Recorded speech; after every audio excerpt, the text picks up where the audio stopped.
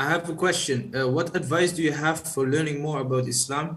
I have a fear of getting the wrong knowledge, and the English and translation of the tafsir and Quran is really hard to understand. Do you have a reference for easier and simple, understandable translations? Okay, first of all, this is a journey that you have to take while being careful not to learn from the wrong people.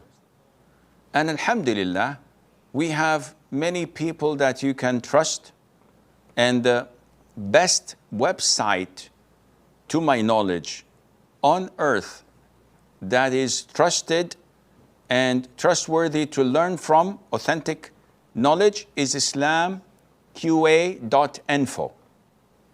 So if you watch or learn from that site, you will be in safe hands, inshallah. Now, I would also recommend that you watch my YouTube channel and learn from the playlists there that I hope I did my level best to give the most authentic knowledge that I have through the most authentic sources that hopefully you will benefit from in an easy way of teaching that is not complicated.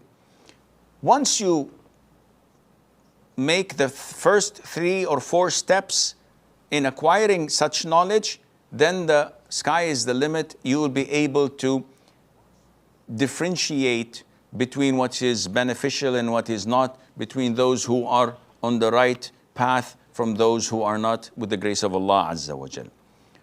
What is the first thing that we should learn? A number of things. That is called fard ain. This is a mandatory obligation upon each and every one of us. So if I tell you, is it fard ain for you to know when to perform tawaf al-ifadah in Hajj? The brother says yes. The brother says no. The brother is from the subcontinent. I don't know what this is, yes or no? So what's the answer? The answer is no. If you're not going to Hajj, you don't have to. Someone who doesn't have money, is it mandatory upon him to know that the nisab, the threshold of camel zakat is 5 camels? You have to pay 1 sheep? No, he doesn't have camels. Why would I have to know this? So this is not an obligation to know. The obligation upon you to know is what Allah will hold you accountable for, such as Tawheed, the oneness of Allah, to acknowledge that no one in this universe is Al-Khallaq, Al-Razzaq, Al-Malik, Al-Mudabbir, the facilitator, the giver of life and death, the one who lets the rain come down. This is all part of Tawheed al-Rububiyyah of Allah Azza wa Jal. This is something you have to know. You have to know that Allah Azza wa Jal is the only one worthy of being worshipped. So no prayers, no fasting, no charity, no tawakkul, no khawf, no raja, no nothing can be diverted other than to Allah, and we cannot associate others with Allah. His beautiful names and attributes, it's a must that you learn and know. It's not something that, oh, okay, I just know Allah. What's the meaning of al-Muhaymin? Muhaymin, is it one of Allah's names? Allah, I never know this. Well, you don't know a lot. 99 names and you don't know the names of Allah, the meaning. Al-Raqib, subhanahu wa ta'ala, what does it mean? Al-Kafi, if it's yes or not, if one of Allah's beautiful names, and so forth. Al-Mateen, what does Al-Mateen? One of Allah's name. Al-Razzaq dhul quwwati Al-Mateen. So, okay. So this is mandatory for you to know. It's mandatory to know the rulings of Salat, because you pray how many times a day? The brothers are saying, well, how did the sheikh know? Yeah, we skip Fajr every day. No, it's 5. There is no 20% discount. Subhanallah, Salah is strange. And Allah is most merciful. Subhanahu wa ta'ala. It was mandated in the beginning, how many? 50. Yani every 28 minutes we have to pray.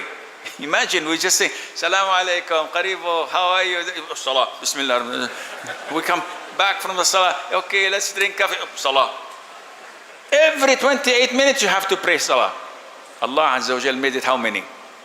5. And even the 5, one says, Sheikh, can we get 40% discount? Fajr and Asr, wallah, it's too difficult, Sheikh. If you can find us a way, we can, everything has a price. Subhanallah. So this salah, you have to know everything about it. Such as, how many rak'ahs? Oh, this is easy, Sheikh. But what is not easy, what is a pillar, what is mandatory, and what is sunnah? Why would I know this? Because if you make a mistake, can it be compensated by sujood as-sahu, or is my prayer invalid? Oh, what to do? Well, Sheikh Ibrahim will conduct inshallah a seminar and a workshop for how to teach you how to pray, and he will explain all of this for you inshallah free of charge. True? Inshallah Azza wa Jal. So this is something you have to learn. Ramadan comes, now you have to understand and believe and know the rulings of Ramadan. Sheikh, I was carrying a packet of cigarette in my pocket. Is my fasting valid or not? What do I say to him? What kind of cigarettes, light or regular? So many people don't know what breaks your fasting. And a lot of them don't know what breaks your wudu. So even the wudu, what breaks your wudu? How many things break your wudu? Now if we make a small questionnaire, you will see miracles. People would come and say, I'm picking my nose, break my wudu. I think, well, yeah, maybe. If I do this, it breaks my wudu. If I do that, breaks. No. The things that break your wudu are 5. The things that break your fasting are 7. Limited. If you know them, anything that comes from out, it doesn't impact your wudu. It doesn't impact your fasting. These are mandatory upon you to learn. If you want to go to business, oh yes, I am a businessman. I have a shop. I have a restaurant. I have dealings with other companies. Then you have to, it's a must that you learn the rulings of trade. What is halal, what is haram, what is ambiguous, what is riba, what is this, what is that, so that you don't deal with haram. Other than that is not fard ain. The things that are not related to now and today in your daily life is fardu kifaya, communal obligation. This we can learn on our own pace.